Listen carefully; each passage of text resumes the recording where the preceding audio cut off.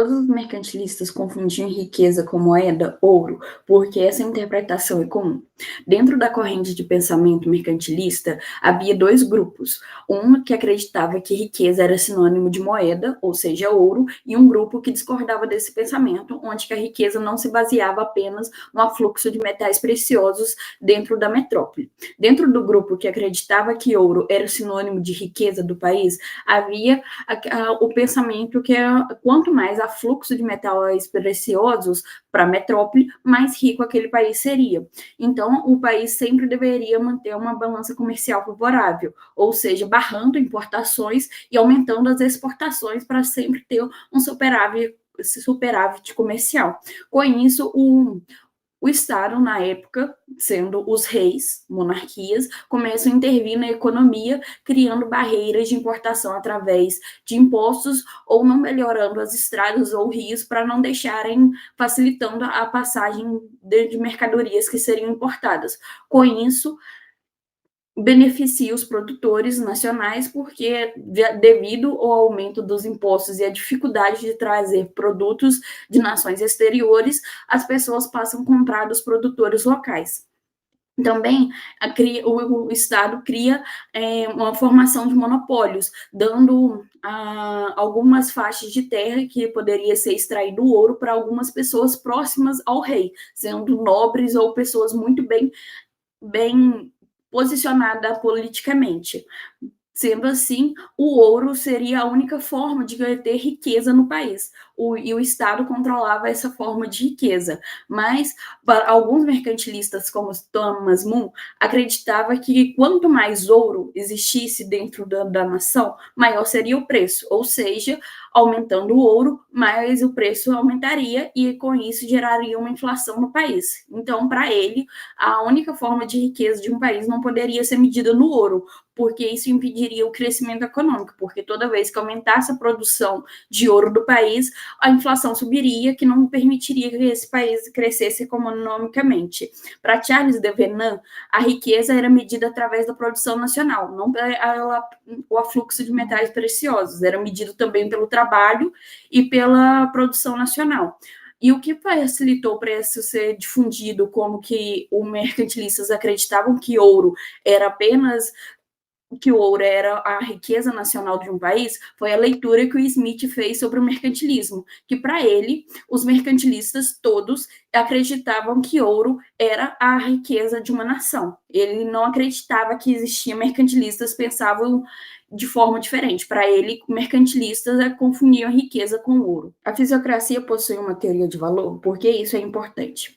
Dentro da corrente de pensamento fisiocrata, o excedente da produção era calculado subtraindo da produção o custo que se teve para produzir aquilo. Por exemplo, se um certo produtor agrícola teve como produção final da sua safra 100 toneladas de trigo e pagando para salários e para o custo de sementes 40 toneladas de trigo, ele teve como seu excedente 60 toneladas de trigo.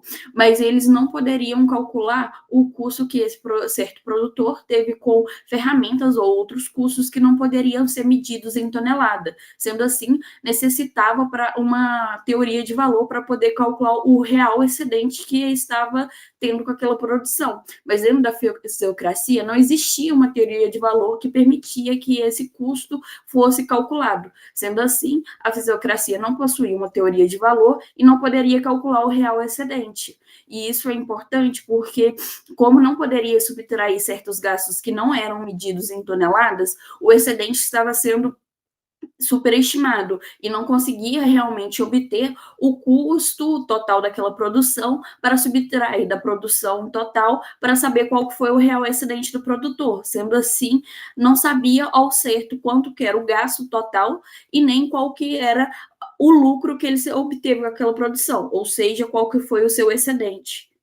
Vemos que os três documentários possuem em comum são críticas ao neoliberalismo, sejam essas críticas feitas de maneira mais bem-humorada, que é o que acontece no documentário do ABC do neoliberalismo, ou de maneira mais brusca que é feito no documentário da Naomi Klein, onde a sociedade deve passar por crises para que ela possa se reerguer através do neoliberalismo, ou através do documentário do Noam Chomsky, onde ele demonstra os 10 princípios do poder e da riqueza, trazendo exemplos.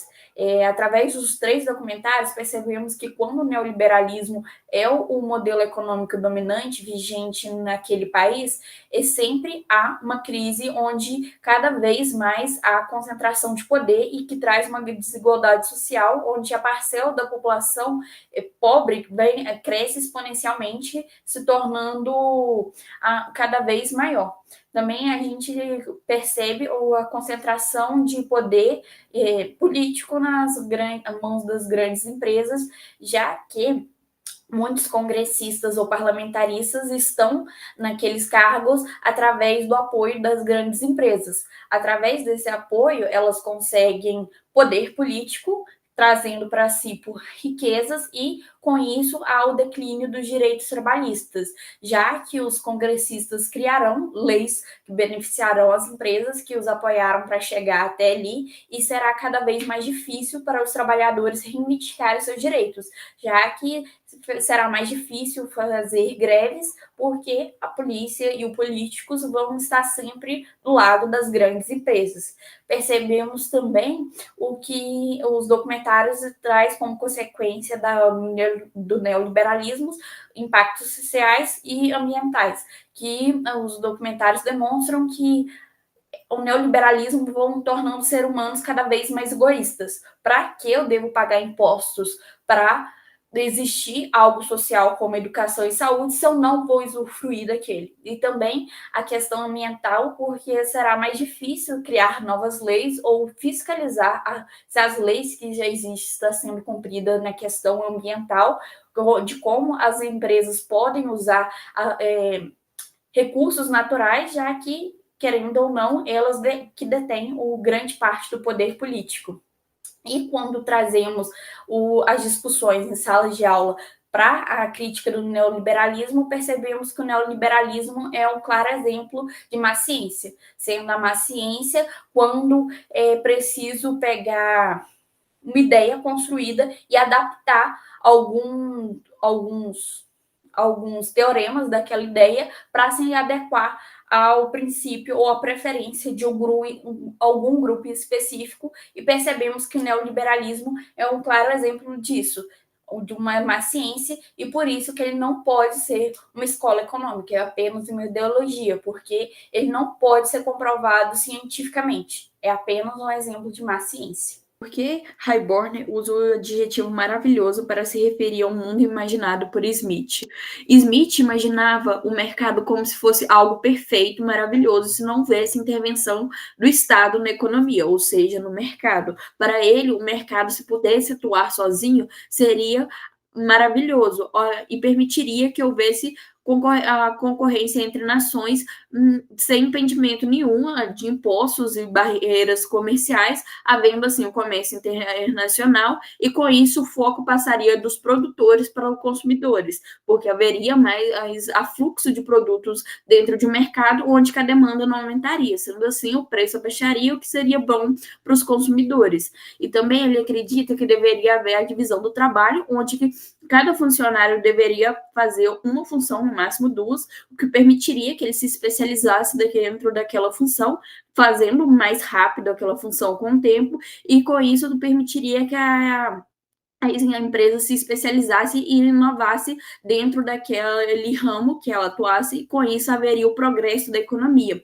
Ele acreditava também que o homem buscando o que era melhor para si dentro dessa concorrência entre os homens, haveria um ponto em comum onde que a natureza humana encontraria o ponto de equilíbrio entre o que era melhor para si e o que é melhor para a sociedade. Então, o homem encontraria esse ponto de equilíbrio, e com isso haveria a harmonia de interesse entre o que o homem quer para si, o que seria benéfico para você, e o que é melhor para a sociedade. Então, ele acredita que, não tendo a intervenção do Estado na economia, o mercado seria lindo, perfeito, maravilhoso, podendo haver progresso e também atingir o melhor para si e ainda assim levar a sociedade para um melhor ponto.